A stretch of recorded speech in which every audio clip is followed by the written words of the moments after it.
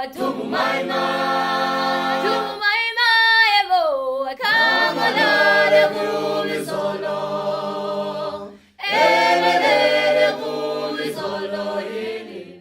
Dawn and I went to Cape Town, we were looking for a place to do some volunteer work. We got in touch with Sue, our Rotary exchange student, and she was telling us that every Monday she volunteered at the Haven of Hope.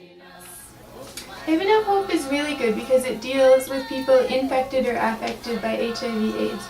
And what they do is unique because they deal with all aspects of HIV/AIDS. Like they do everything from counseling and bereavement counseling with people to helping people disclose their status. They have awareness programs that they do. They have support groups for people. They do free HIV/AIDS testing. Basically anything that has to do with AIDS. The townships that we were introduced to, what struck me was the super crowded urban conditions. Basically, Haven of Hope works a lot to just directly affect poverty, those indicators. They're not even, things are so bad on the poverty level that they can't even focus directly on things to do with AIDS because it's you just have to at least make sure people have enough to eat.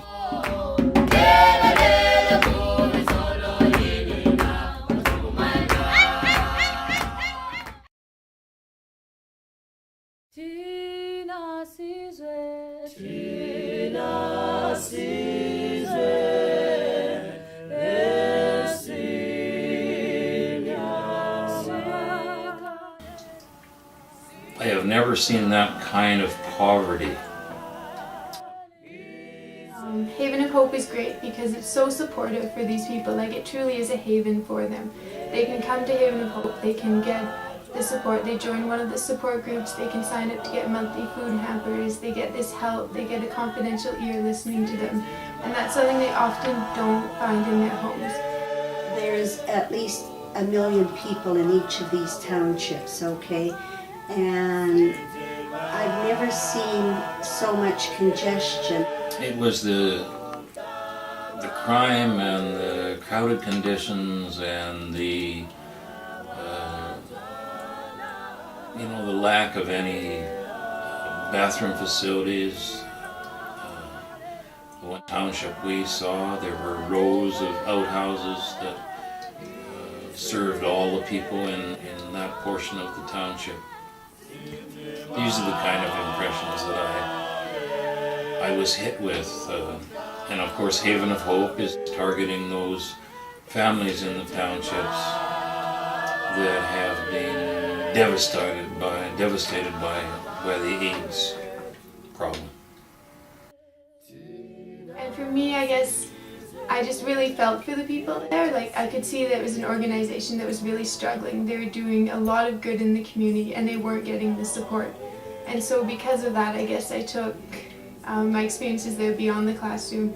I went to my Rotary Club in Stellenbosch and then we worked together to raise some funds for them and also collect some used clothing donations for them. There's also a lot of misconceptions about AIDS. For example,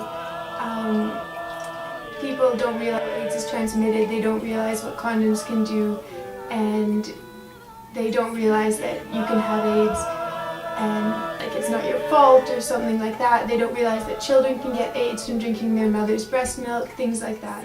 When you came into Haven of Hope, you could just feel the love in the room, it was peaceful. Haven of Hope provides weekly support groups to 300 adults and children, and they're all run by the same woman, the manager, who's an amazing lady, Jennifer.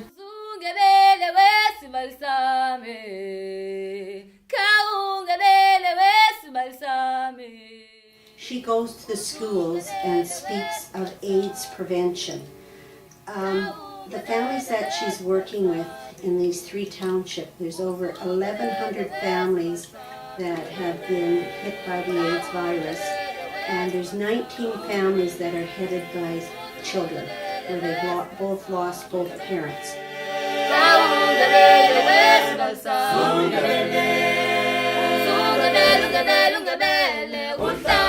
To really got to spend a lot of time with the volunteers and just see the confidence that they have, that they will just look you in the eye and say, I'm HIV positive and this is my life. Huge thing to say in South Africa. You know, it's a huge thing to be able to like come out with that status. And like one girl told me that she found out her status and kept it hidden for 7 years. She was in denial to herself. She had 2 children during that time. She had a partner and she didn't tell anyone just because she didn't want this stigma on her. And since she finally got involved with Haven of Hope, now she's taking steps to be healthy, to take the antiretroviral drugs, to take care of her children, and now to be open with future partners, with her family. So it just completely turned her life around. Like she said, I thought when I got AIDS that this was a death sentence when I found out I was HIV positive. And now I realized, no, like I have my whole life ahead of me. And this is a young girl in her 20s, so Haven of Hope has really been amazing for her. Now, one of the problems is she has a big room, about the size of one of our front rooms, okay? And there's a bunch of couches and everything in there. If someone comes in, the people use this as a place to go hang out when they really want to get away from their own house. And what happens is she'll be counseling someone on AIDS in this big room and other people will come in. Well, you don't want to talk to someone about that really personal stuff in front of everything, so the conversation drops. So what we are hoping to do is build a wall with a petition that says Haven of Hope, donated by Kamloops North Rotary, and it'll be soundproof, and she'll be able to take clients in there and give them one-on-one counseling. Haven of Hope does a lot, as I understood, of psychological support, of counseling, of education for families whose members have died or are suffering from AIDS. I would like people to know that this is a legitimate organization. They only have one paid employee. They have a board of directors that consists of doctors, psychologists,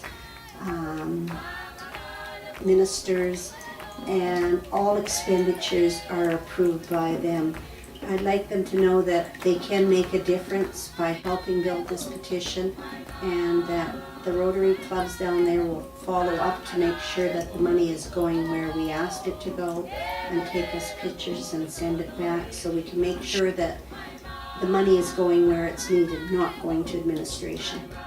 One thing I did notice though in South Africa is I feel like the people there, there's a lot of just like enjoyment in daily life, which is something I think here in Canada we often get too busy and we kind of forget about it. Like I spent a lot of time in places that are very poverty stricken in South Africa, but you still see people walking out with a smile on their face and calling out to their neighbors and like laughing and singing, and there's not like the self-consciousness that we have here. There's not people always plugged into a cell phone or an iPod. If you take the train, everyone's talking and laughing with each other and communicating. They're not trying to be in their own world. So while there's definitely a lot of problems there and a lot of things I think they would like to change or to be more like us, I think we could definitely learn just from their passion for like life, just for living.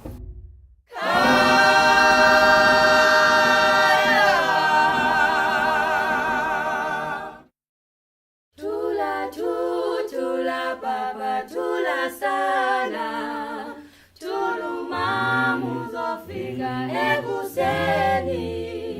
Tula tu, tula baba, tula sana, tuluma muzofika ekuseni. Ukwinkanyezi ekanya phezulu, ekhanyisela ufika kosana. Ukwinkanyezi ekanya phezulu, ekhanyisela ufika kosana. Tula tula tula sana, tula tula tula mthwalo.